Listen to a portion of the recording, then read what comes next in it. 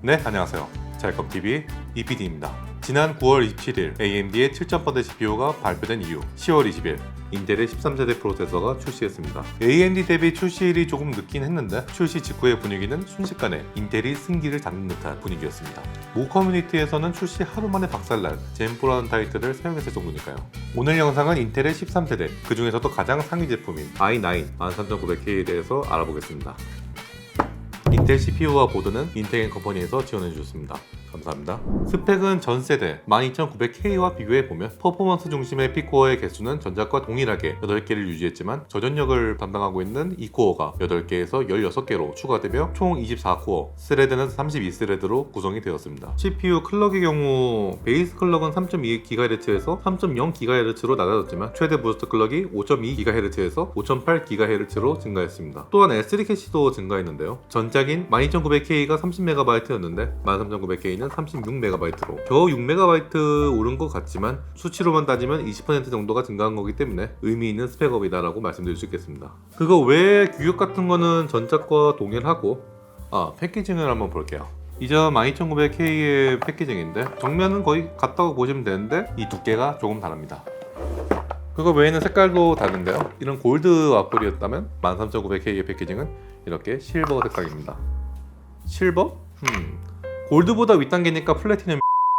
다음은 성능 테스트입니다. 먼저 13900K의 R23 멀티코어 점수는 39985점, 싱글코어 점수는 2300점으로 전작의 12900K의 멀티코어 28000점, 싱글코어 1990점 대비 각각 40%, 15% 정도의 성능 향상을 보였습니다. 때문에 전력 소비량도 확실히 늘었는데요. 전작의 12900K는 R23 구동 시 220W 정도의 전력이 소모가 되었지만 13900K의 전력 소비량은 326W로 성능이 증가한 만큼 전기를 더 먹는 것 같습니다. 다행인 부분은 기존 12세대 출시 당시 온도에 대한 이슈가 꽤 있었던 터라 13세대로 넘어오면서 뜨거운 녀석이 더 뜨거워지는 건 아닌가 많은 걱정이 있었는데 100도 이상으로 넘어가지 않는 발열 자체는 이전 세대 대비 큰 차이는 보이지 않습니다. 그리고 경쟁사 AMD의 가장 높은 프로세서인 라이젠 9 7950X와도 비교를 해봤는데요. 7950X의 R23 멀티코어 점수는 37450점, 그리고 싱글코어 점수는 2046점으로 13900K 대비 멀티코어 점수는 6%, 싱글코어 성능은 12% 정도 낮게 나왔습니다. 하지만 7950X의 전력 소비량이 230W였던 걸 생각한다면 AMD의 완전한 패배는 아니라고 생각되지만 그래도 깡 성능이 밀리는 건 사실. 다음으로는 13900K와 RTX 4090을 구성한 견적의 성능 테스트입니다. 3D마크와 OCCT 그리고 여러 게임들을 준비해봤습니다. 테스트한 컴퓨터의 스펙은 CPU는 인텔의 i9 13900K, 쿨러는 딥쿨의 LS720 3열 일체형 수냉 쿨러를 사용했고요. 보드는 아수스의 터프 Z790 D4 모델을 사용했습니다. 램은 기가바이트의 오로스 3733MHz로 작동하는 8기가 2개, 총 16기가로 구성을 했고요. GPU는 P&I의 지포스 RTX 4090 베트로 에픽 X 24기가 모델입니다. 그 SSD는 삼성의 980 프로 1TB 제품을 사용했고요. 파워는 커세어의 AX1600i 80플러스 티타늄 제품을 사용했습니다. 먼저 3D마크 결과입니다.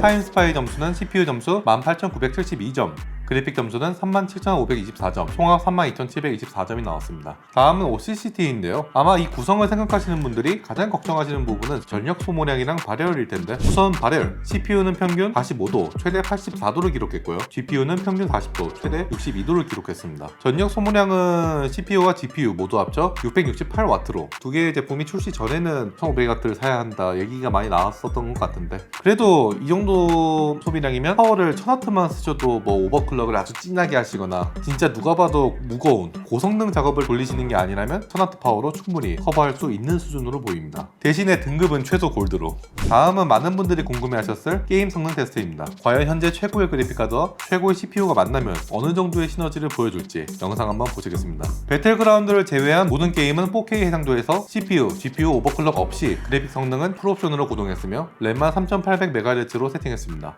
고!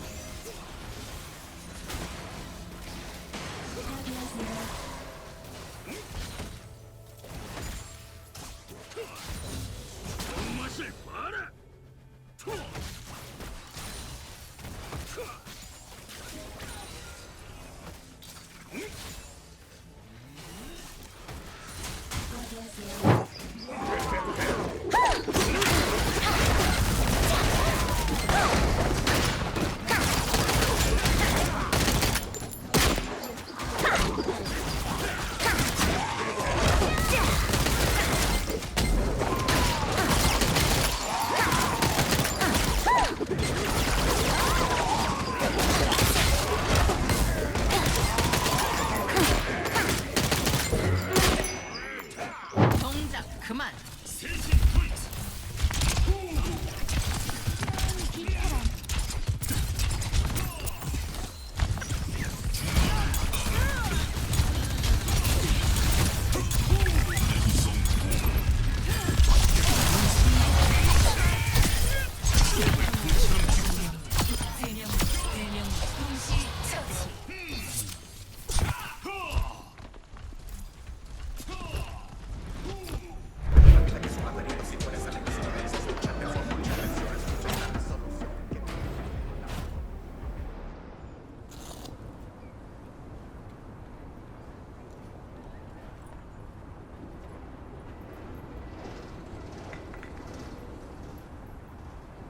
道がわからない？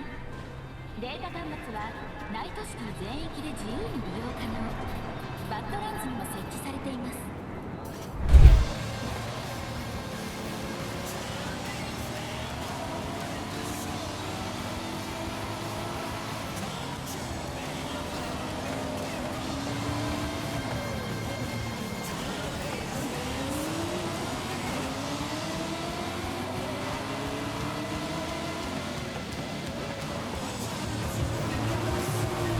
An aphid?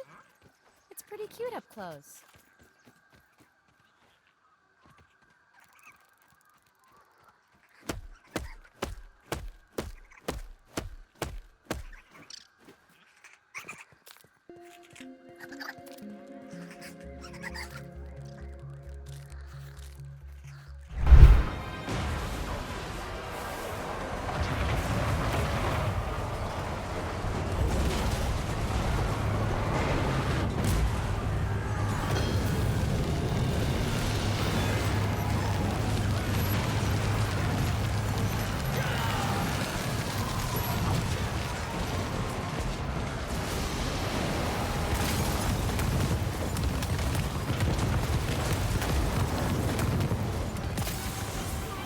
와,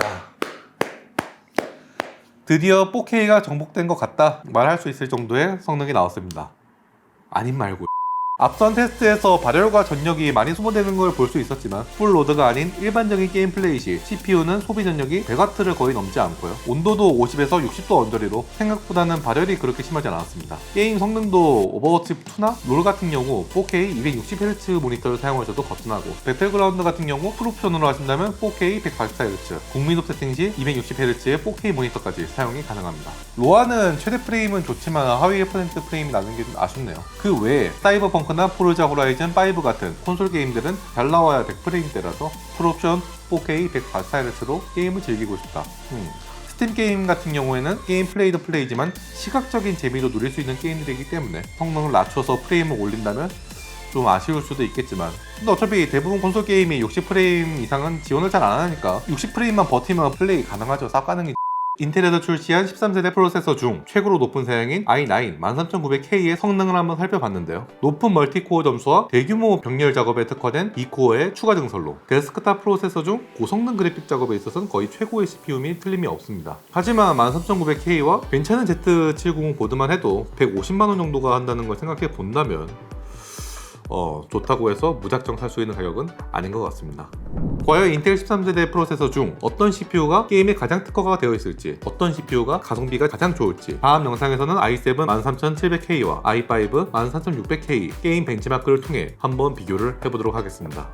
오늘 영상은 여기까지입니다. 영상이 도움이 되셨다면 좋아요와 구독하기, 알람 설정 부탁드리겠습니다. 그럼 다음번에는 좀 더 좋은 영상, 좋은 컨텐츠를 가지고 찾아오도록 하겠습니다. 긴 영상 시청해주셔서 감사합니다.